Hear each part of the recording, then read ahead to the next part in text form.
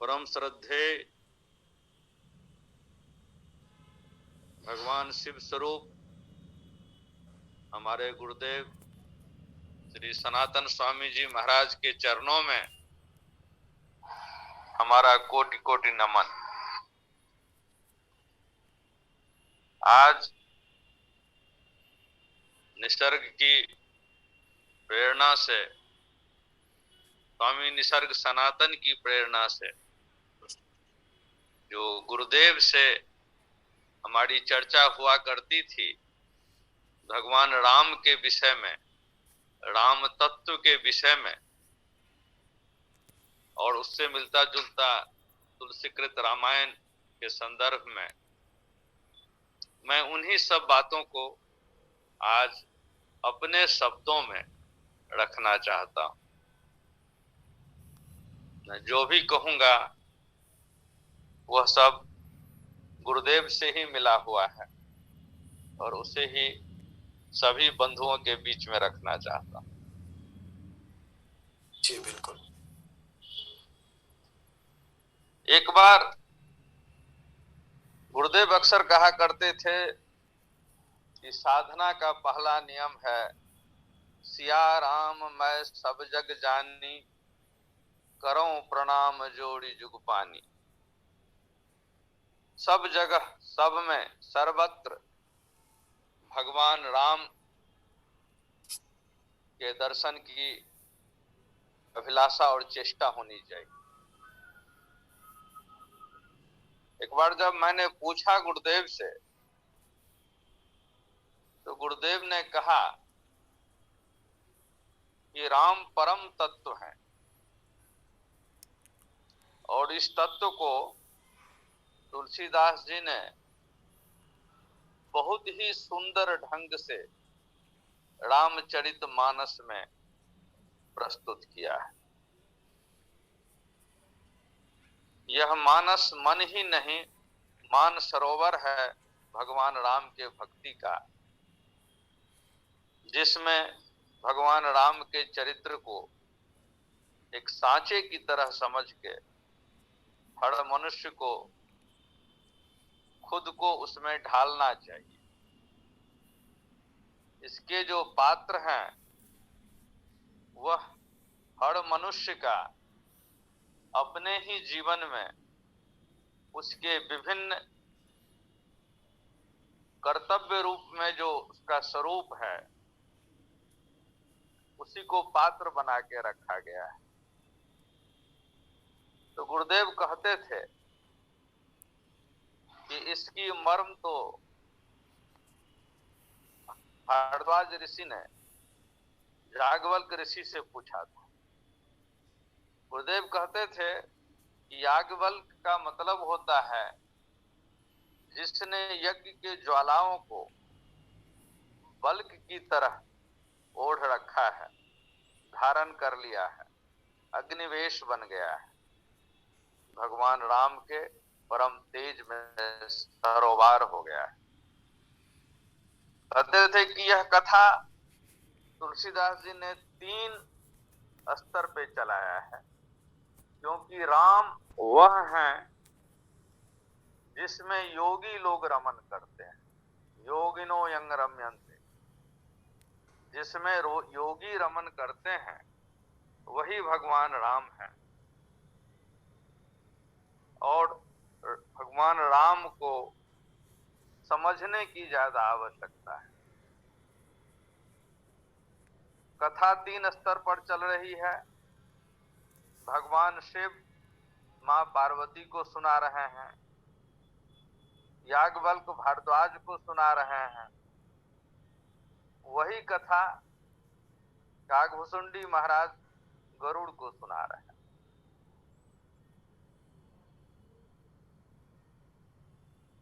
जिस चरित्र की बात हो रही है रामचरितमानस में, जिसका तुलसीदास जी ने पूरी विद्वतापूर्ण प्रदर्शन किया है,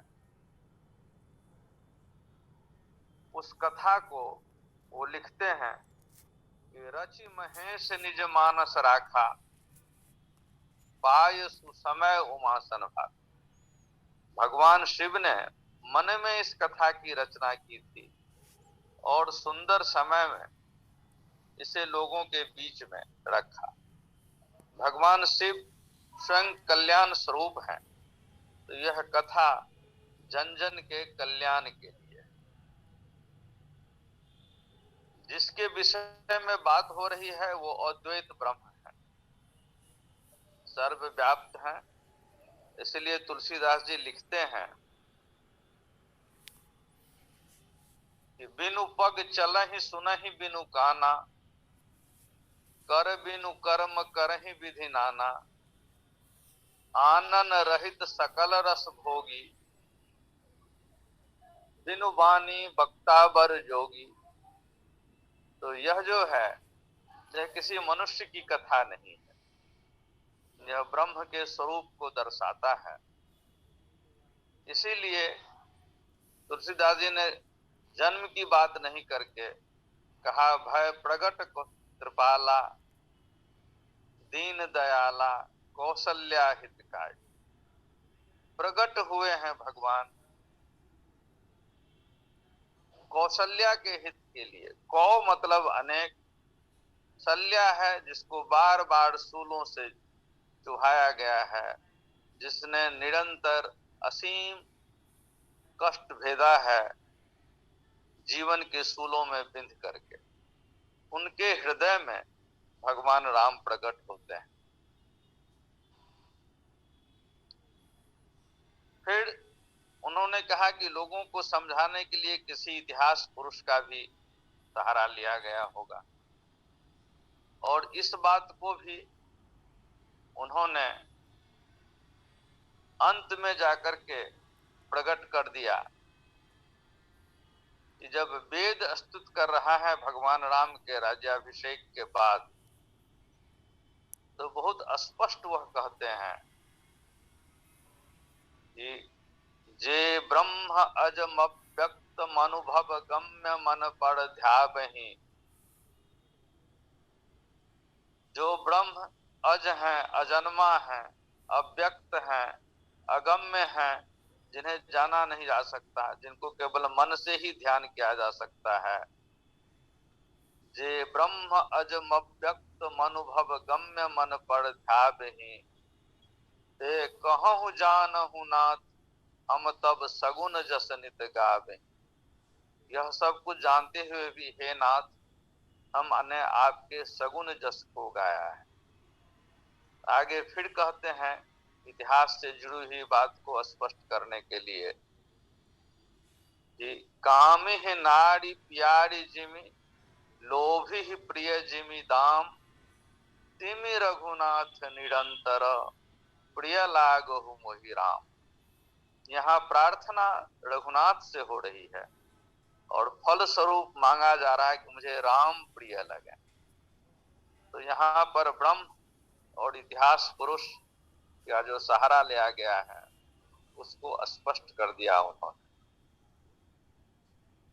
अब वो प्रकट ही होते हैं क्योंकि वो अयोध्या में होते हैं। ओ मतलब नहीं,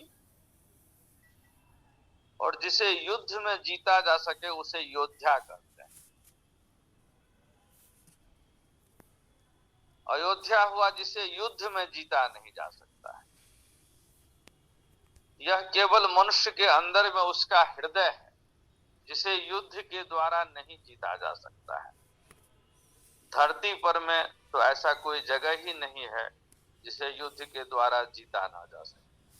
इस शरीर को भी युद्ध के द्वारा जीता जा सकता है, लेकिन किसी के हृदय को युद्ध के द्वारा जीता नहीं जा सकता है। तो हृदय का ही नाम गुरुदेव कहते थे कि अयोध्या है। कहते थे वह अवध है। ओ मतलब नहीं, वध मतलब किसी को मार देना। कहते थे जो किसी के हृदय में बस रहा है वह अवध है, उसको वहां जाकर के कोई मार नहीं सकता।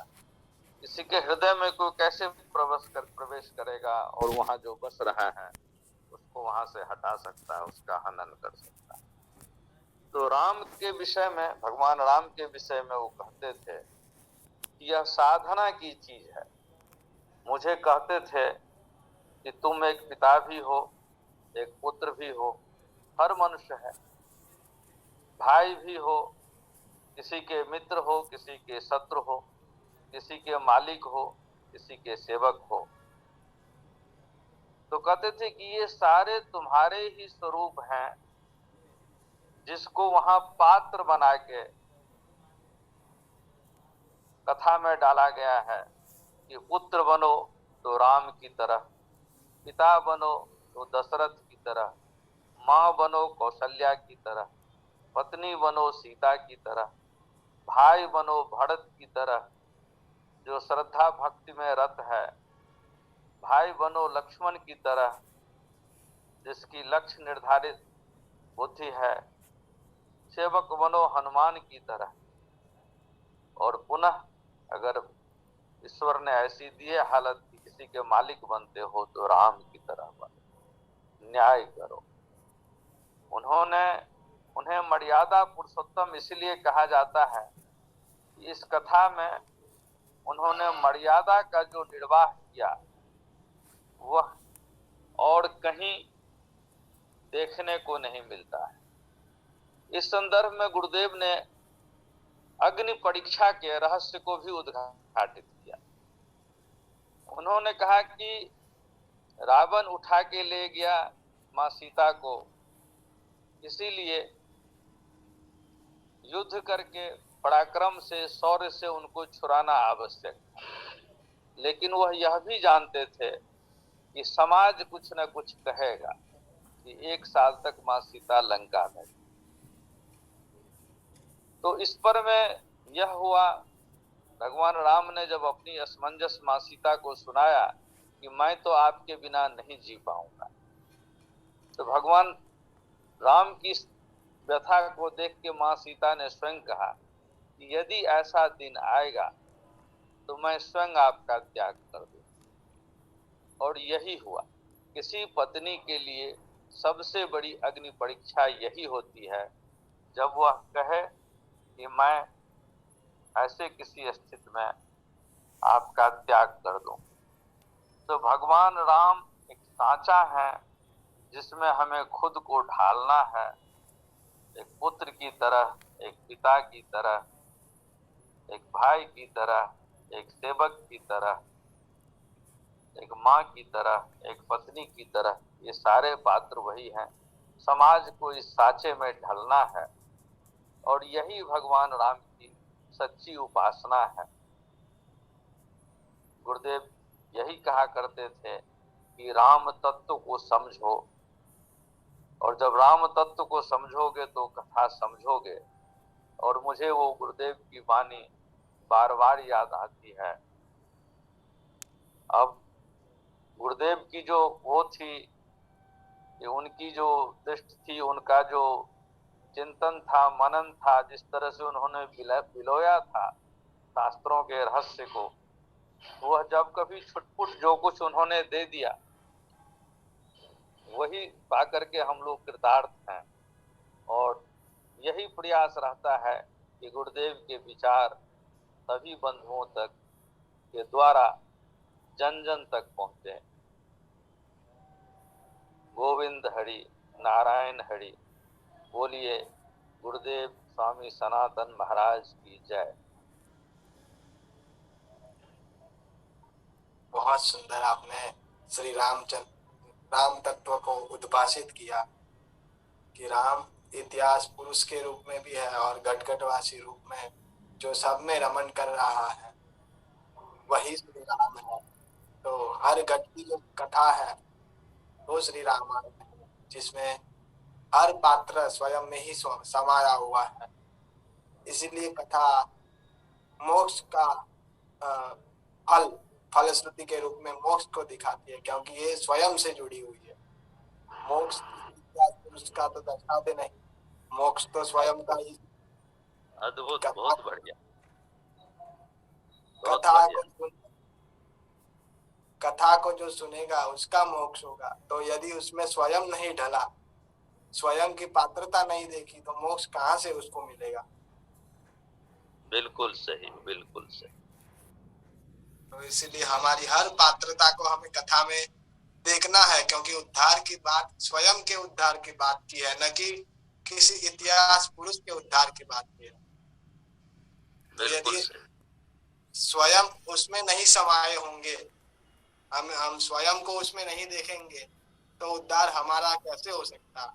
यदि हम किसी भी इतिहास को गाए, हमें जीना है, हमें उस चरित्र को जीना है।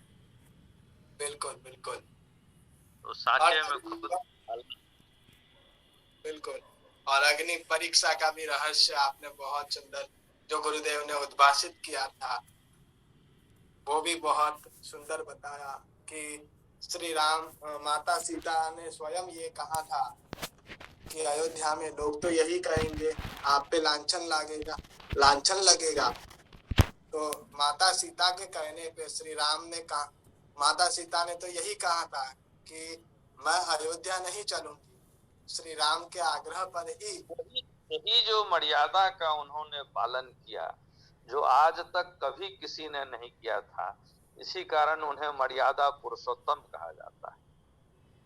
मर्यादा के विषय में वो भगवान शिव के जो मर्यादा कथा है उसकी ऋचा भी वो कहते थे कि असुग्रमिंद्र ते गिरा प्रति त्वामुदहासत अजो साम वृषभम पतिम। यही मर्यादा का निरूपण, ये बार बार उनके सामने जो मर्यादा पुरुषोत्तम जो गुरुकुल में उन्हें पढ़ी थी वशिष्ठ मुनि ने, वशिष्ठ ऋषि का भी अर्थ गुरुदेव ने कहा कि जिसके हृदय में बस गए हैं इष्ट, वही वशिष्ठ।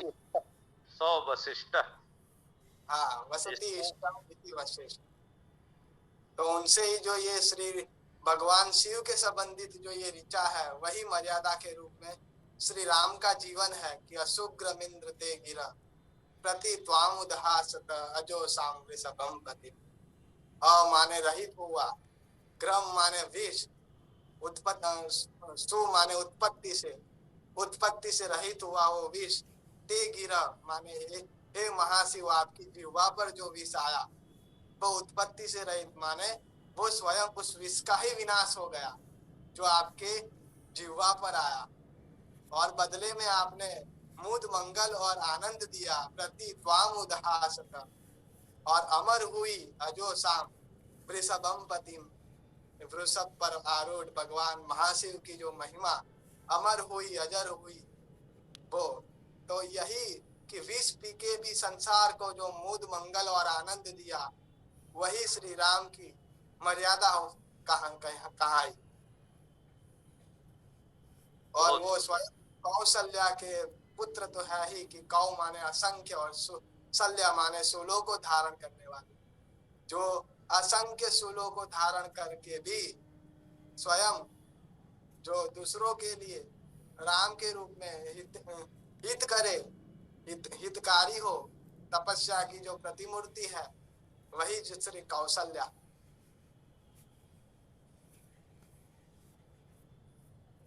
गुरुदेव की जय।